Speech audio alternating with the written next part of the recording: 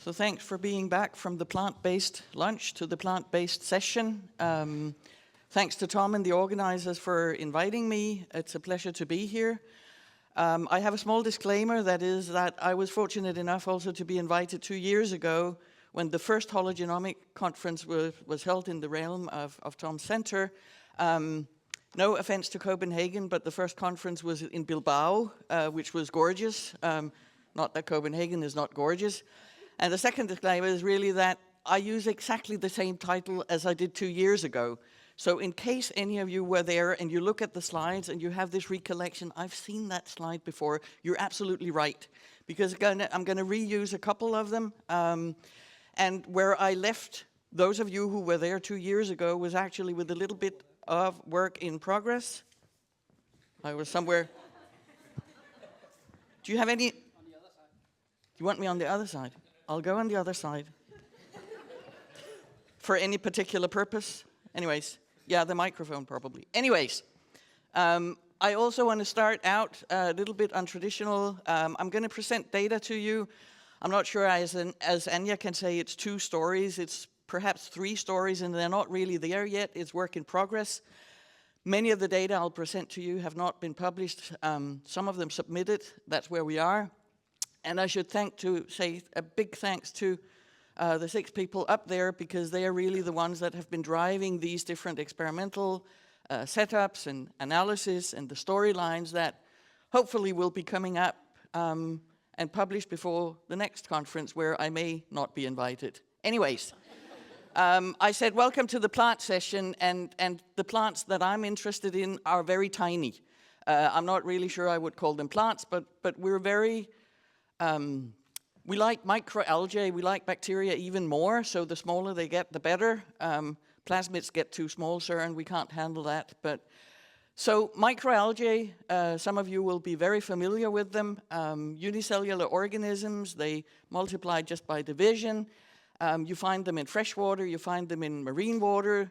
When you're really concerned about the decrease of the Amazon or the big rainforest, and you should be, then just remember that it's the microalgae that produce more than 50% of the oxygen we have on this planet. So I'm much more concerned about the oceanic health. They're also major producers. They're autotrophic, so they absorb carbon dioxide and turn that into biomass. Indeed, some of them are also the cause of harmful algal blooms, and that's a talk for a different day. But they're really... I suppose that you will find bacteria and microbes at the lower, even lower level, but they are really the primary producers of a lot of things. They're very important in food and feed. Now I talked about the planetary aspects.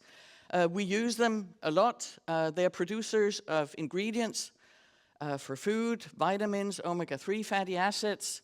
And the one that's highlighted in bold, live algae, microalgae, are also used in a lot of aquaculture or fish production. I'll come back to that in a second. They're active members of wastewater treatment, of the last filtering steps. They're producers of biodiesel, and they're also used as cell factories increasingly. And we certainly also eat them. I'm not sure there were algae in any of the sandwiches, but they are part of a lot of sushi-based foods, and the components of algae, agar, carginin, are used as gelatinizing agents in a lot of food products. So that's sort of, they're important. And let's then jump to the aquaculture aspect, which is sort of where I come from. This is a statistic from the Food and Agricultural Organization, and the dark gray color is the amount of fish and shellfish that we get from wild catches. So in my childhood, fish was something where somebody would go to sea or on a lake, and they would hunt and they would catch fish, and that was what we ate. And we have been overfishing, we've been ruining all the stocks, they've been depleted. So since 1985, roughly, we've not been able to increase the catches that we can harvest from the oceans and the lakes. The light green part of that figure is aquaculture, so fish that are farmed, and they are now contributing more than 50% of the fish and shellfish that we actually use for human consumption. I happen to think that's a good thing. There's a lot of debate about aquaculture. It's been the fastest growing food protein producing sector for the past many decades. The carbon footprint of fish or aquaculture is lower than of most other high-quality protein-producing food sectors. So assuming that we shouldn't all eat plants, and we've heard some talks before lunch about that, that's perhaps not a good idea for everybody. Fish as high-quality protein food is a major benefit for mankind. So how do we sustain that? So fish is not as uniform as pigs or cattle, even though you have different species or races. Fish, I think we know more than 20,000 different species. We don't have them all in aquaculture or in farming, but we have quite a variety of fish that are being farmed. There are some fish, such as salmon, which to me is a very easy fish to rear. There's an egg, it becomes a larvae, and when the larvae has finished eating the egg yolk, you give it some dry food, and then you change the dry food so it gets weaned, if you wish, quite early on. And then there are lots of other issues, but feeding salmon is pretty easy, and it's part of the reason for the explosion in the salmon industry. However, there's a lot of fish species, turbot, cod, sea bass, sea bream, flounder, list is quite long, that are really vulnerable. So there's an egg, it hatches, it becomes a larvae that eats off the egg yolk. When that's done and it opens the mouth to take in feed, they are so vulnerable that they cannot be fed dry feed. We've not been able to manufacture, develop dry feed for them, so they need to be fed live feed. So these are small rotifers, these are small copepods, these are small artemia. So the fish farmer not only farms fish, he or she also farms a zoological garden of small artemia, of rotifers that also have to be fed live feed, and this is where the algae comes into the picture. So they become the feed of the live feed, which is then fed to the algae. So this is really a huge production, not just of fish, but of many different organisms. Hygiene is essential because all of this is obviously not sterile. All of these different animals or organisms, plants, algae, come with their own microbiome. And it's not always a healthy microbiome. What we do know is that they can harbor pathogens. And you have to realize when you see it in these are huge plastic tubes that may not reach the ceiling here, but if you halve it, these are the volumes that are cultured. So these are enormous amounts of water and algae and bacteria that has to be circulated in the system. And they're used for feed, not just of the species that I mentioned, but also for bivalve mollusk, juvenile stages of abalone. So it's really a huge setup to grow these algae in many kinds of aquaculture-based productions. Now, as I mentioned, they're not sterile at all. This is a happy copepod. We know it's happy, you can't see it, but it's actually swimming and jumping around. They're quite funny to look at in the microscope in case you want to promote natural science to anybody. And what Bastian, a previous PhD student, did was he tagged a very potent fish pathogenic bacteria, Vibrio angularum, with a GFP tag, and then he poured it onto the copepods. The copepods don't care. They just swim around and they're happy and they engulf in bacteria. And what you see here is a fluorescence micrograph of this copepod, and it's just loaded with these green fish pathogens. They're still alive, they're happy, and the fish larvae that then eat this copepod will then basically get a huge dose of that fish pathogen. Fish larvae don't have an immune system, it's not developed yet, so they crash, and that's exactly what happens. So a lot of aquaculture struggles with pathogens that are introduced via the algae. So one way of looking at this is obviously the algae are not only colonized by the fish pathogen, they're there at random, they are just as any other living organism, and I think that's the theme of the conference, they are colonized by bacteria. So the bacteria surrounding the algae, and we'll come back to that pattern in a second, they use the algal carbon exudates as nutrients. They compete with the algae for inorganic nutrients, but they also supply a lot of micronutrients and to some extent also a defense system to the algae. So many of you may be much more familiar with plants, and I think Jos is going to allude to it in the next talk. So we know by now that plants growing the rhizosphere, the area surrounding the roots, the whole microbiome of that niche is of tremendous importance for plant health, plant growth, plant resistance to all sorts of factors. And what we're beginning to realize that although the algae are probably a little bit smaller and to some extent more primitive, they are actually in an equivalent way surrounded by a microbiome that we now call the phycosphere. And since they live in water, fresh or salt, I admit it's a little bit difficult to say where does the phycosphere actually stop? Are they actually colonizing, attaching, and when do they become free-living? But I think we are becoming aware that there is such a microbiome around the algae. We have no understanding of whether or not there's a hologenomic concept between the algae and the bacteria, and I'm not sure I dare go down that route, but for now, let's just stick with the microbiome. We know that algal growth is facilitated by its microbiome. Lots of people, including our lab, have shown that if we grow axenic algae, so algae that have been completely stripped of their microbiome, we can do that by antibiotic treatment repeatedly, they grow much more poorly than if they have their native microbiome. So no doubt there is an interaction. It could be just supplying nutrients, but it could be a range of other things that are going on.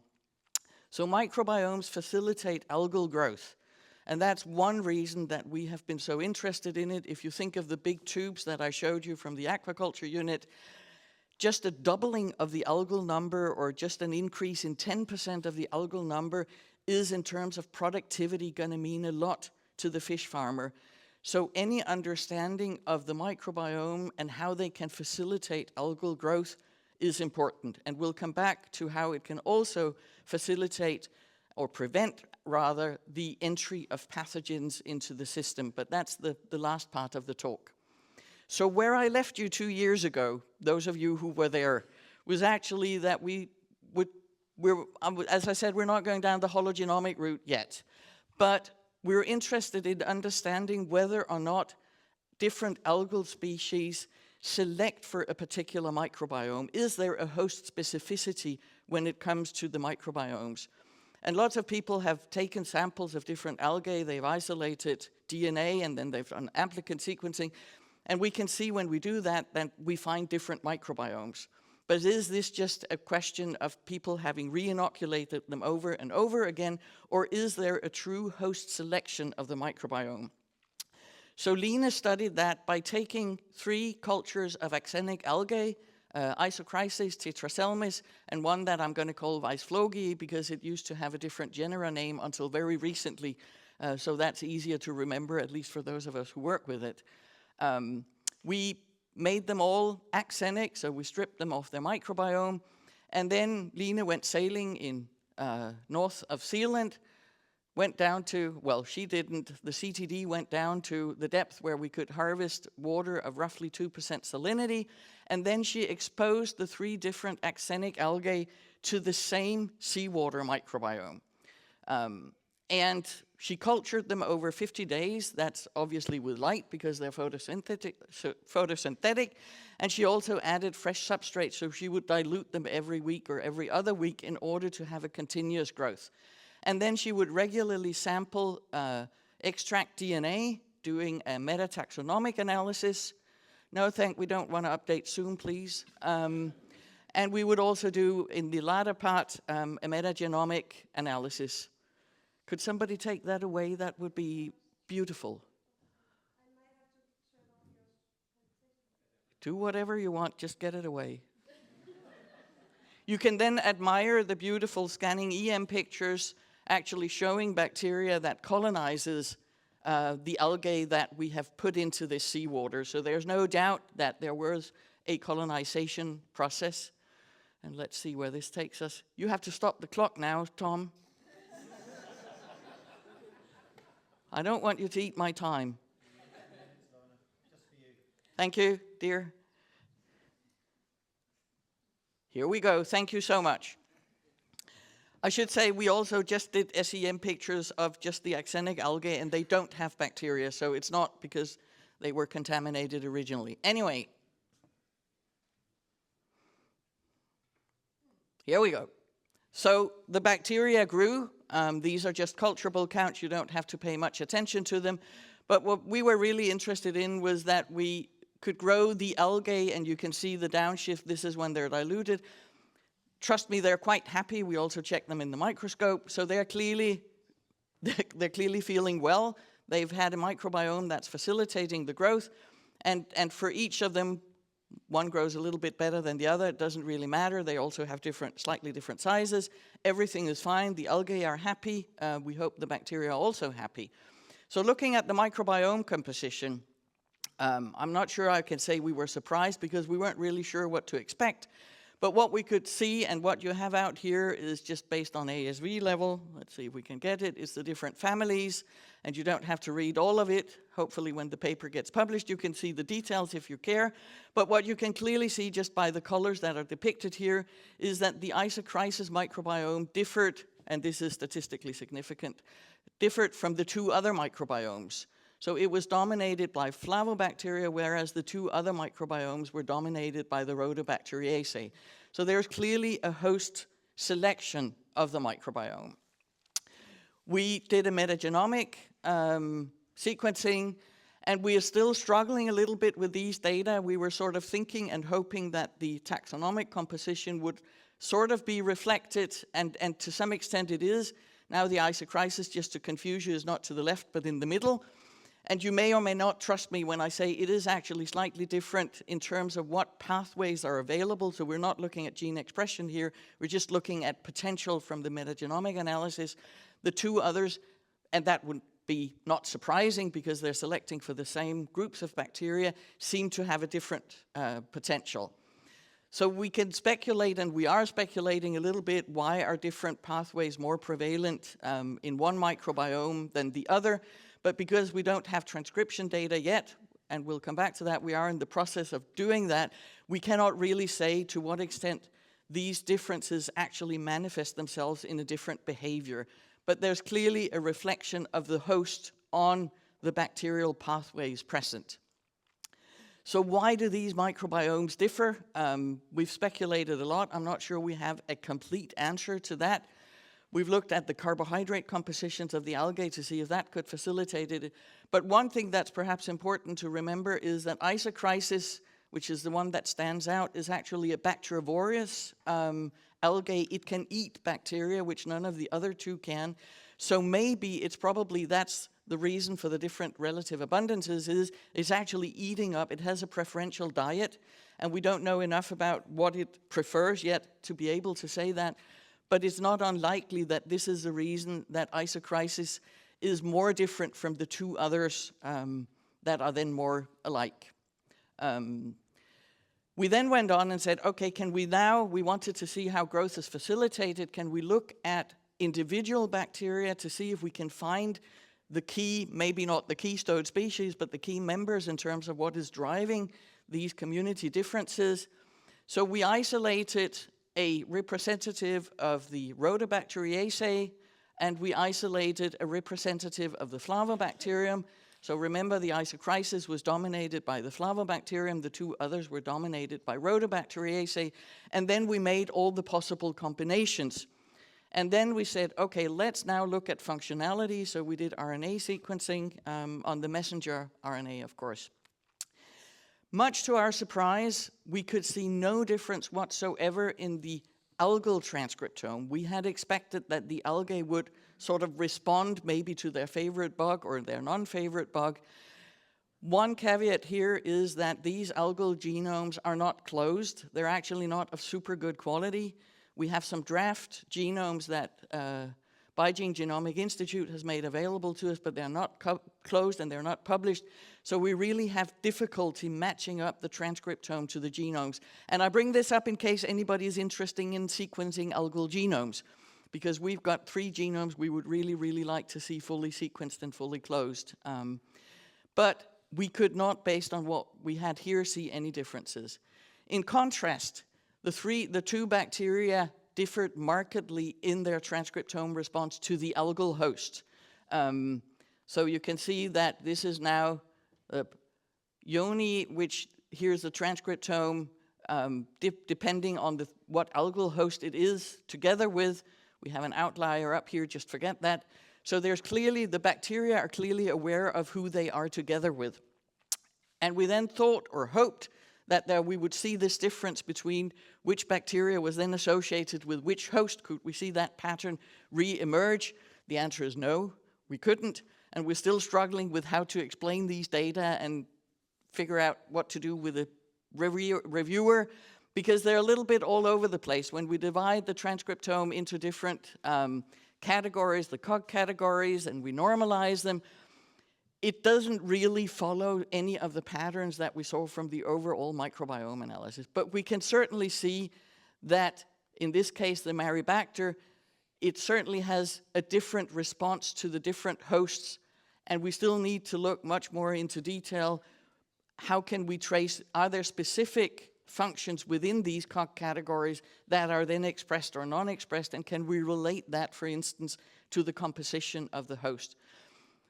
It goes the same with the other one, but it's really just to say, I'm not sure this is hologenomics in the sense that an individual algae will respond individually to a microbiome, but it's sort of hologenomics, I suppose, that if we have 3 different algae, which are sort of, yes, distant from one another, but yet have similarities, they will respond, they will have very different microbiomes, and the interaction with the microbiome will be at least host-specific.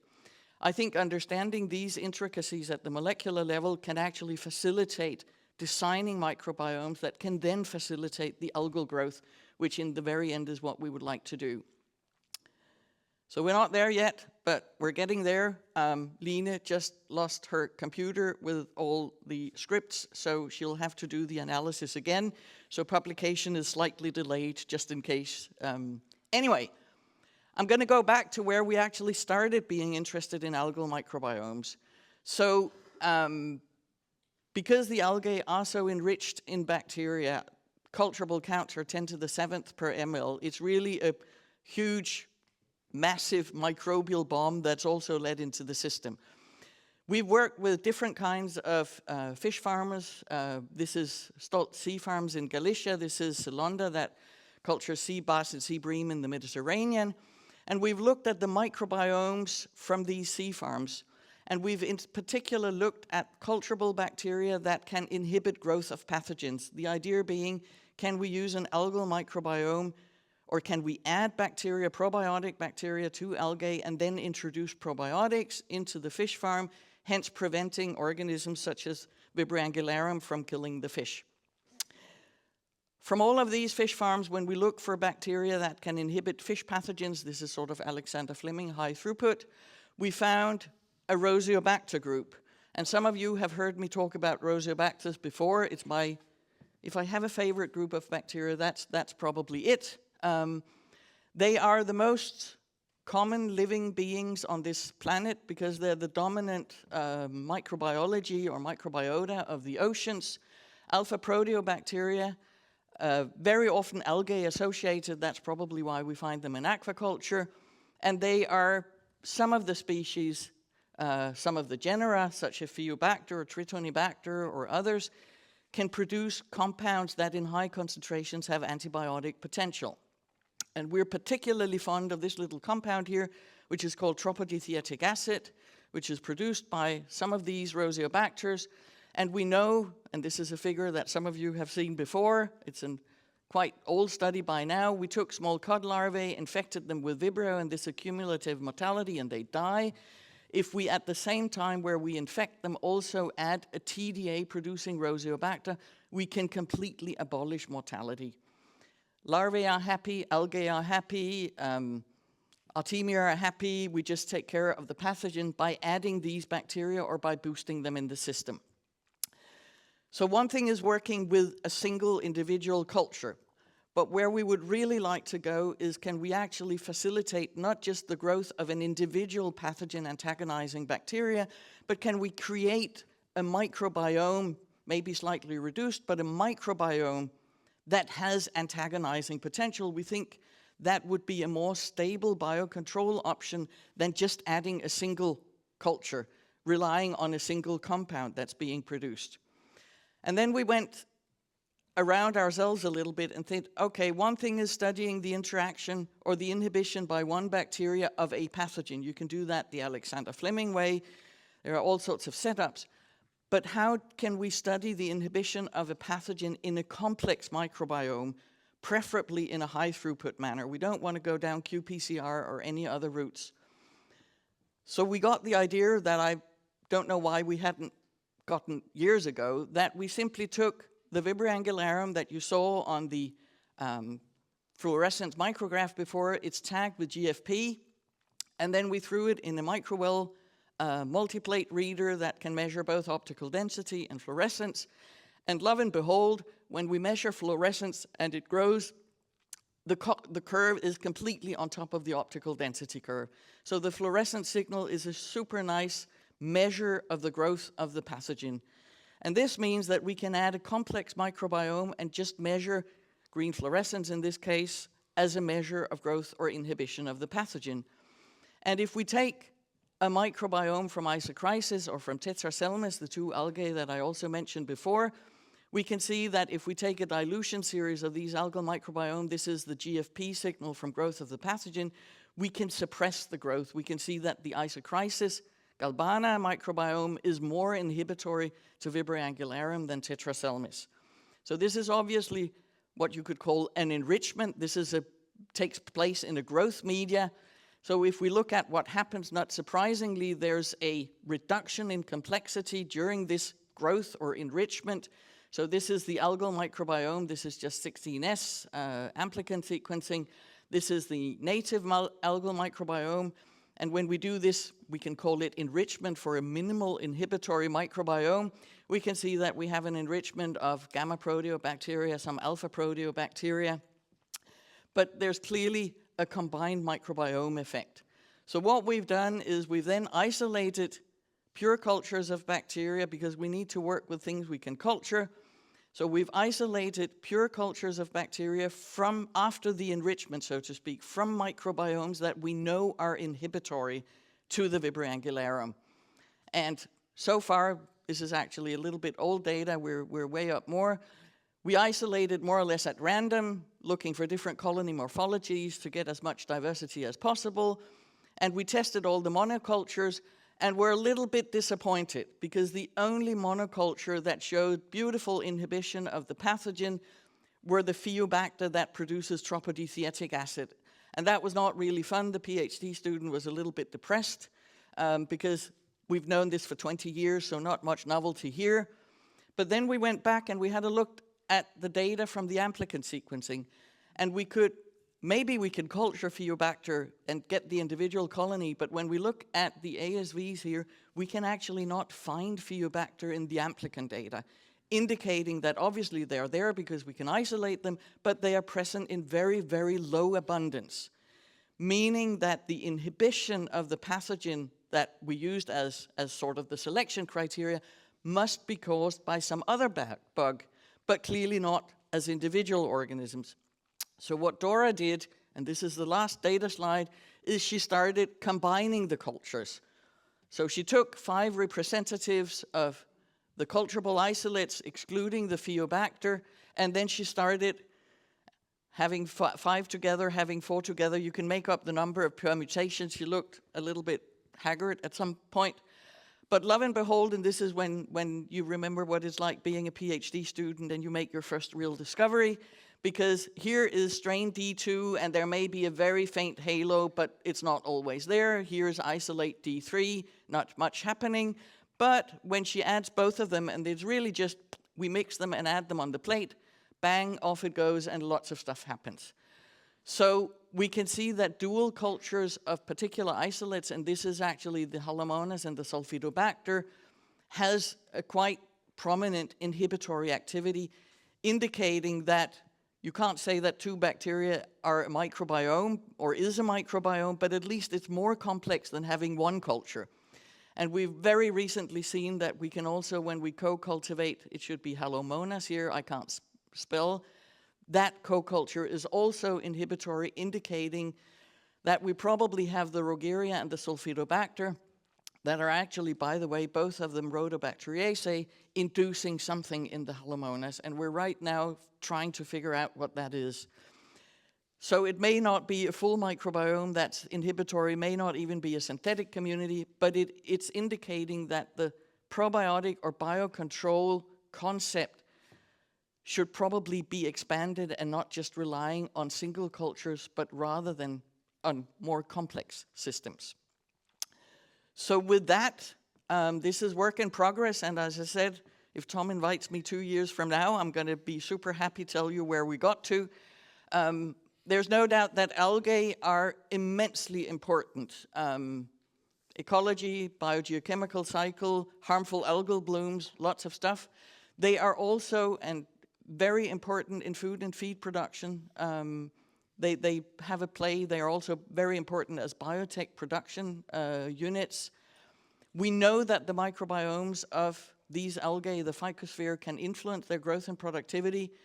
We do not know enough about how to manipulate the microbiome in order to facilitate the growth, but we certainly know that the microbiomes of these algae can be engineered or directed in a direction where it provides biocontrol or probiotic effect to be used in aquaculture, thus enabling us to take out antibiotic usage in aquaculture and thus also addressing the antimicrobial resistance crises in a possible way.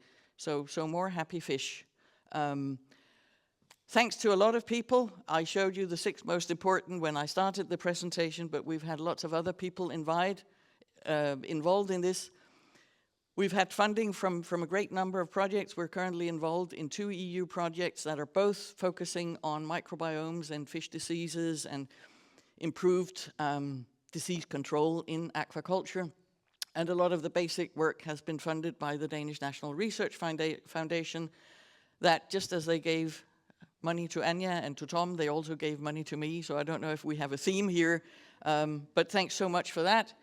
And thanks for your attention, and there's 4 minutes for questions.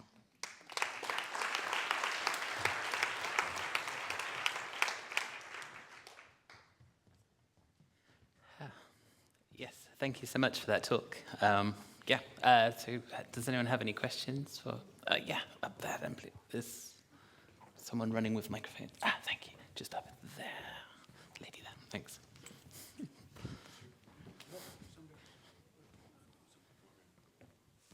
Okay, do you want to go first, and then there's enough. There's exactly 4 minutes for questions, so it's fine. We have enough for at least 2. Thank you so much. Thank you. Super interesting. 2 biological questions, or 1 biological question. As I understand, these are all extracellular bacteria which are attaching to the algae. There is no intracellular bacterium. No. That is the question. And the second question is, so then I understood right, I mean, I understand that these are free-floating algae, and so this is a hard job to prove. Yeah, this picture, this EM picture. I'm going to go back to this one, which I jumped. Okay. So this is actually Tetraselmis algae, and the gooey stuff here are Rosiobacter bacteria producing extracellular polysaccharides, attaching to the algae, and then basically allowing it to form I don't know if this is a multicellular organism, right? But one could be. Yeah. Okay. Yeah, it's very nice. The question you have to face all the time is that a specific association. It's not a specific association. And I would ask you, is there any is anything known about how you had these wonderful EM pictures there? How do they attach the bacteria to the algae? And are there specific attachment sites which then would kind of add, this is wonderful here. Is there something special? I mean, we talked yesterday about tourists and residents. I mean, can anybody attach to that? Or are there your specific bacteria, which you call the microbiome, are they the only one which really can attach? Yeah, and we don't know. So I think I should say these pictures, we have struggled with making scanning EM pictures. I mean, this is wet stuff, so the minute it gets fixed, it usually crumbles. We have a brilliant associate professor at DTU, Paul Kimpen, who is a wizard. So making these pictures and images is a quite recent endeavor for us. What we would like to do now is to take the axenic algae and then take individual cultures that we now have growing in the lab, add them to the algae, and then repeat these images to see, is this a total random event, or is there a specificity in that some of them are better attaching? We know that the Rhodobacteriaceae, they produce a lot of extracellular polymeric substances, at least when we grow them in the lab. They also form something almost Caulobacter-like stalks and associations. My guess is that that could be involved, but nothing is known about it. Okay, thank you. Hi, Lone. Thanks for a great talk. So maybe I missed it, but I was thinking about the microbiomes that you test against Vibrio angeleum.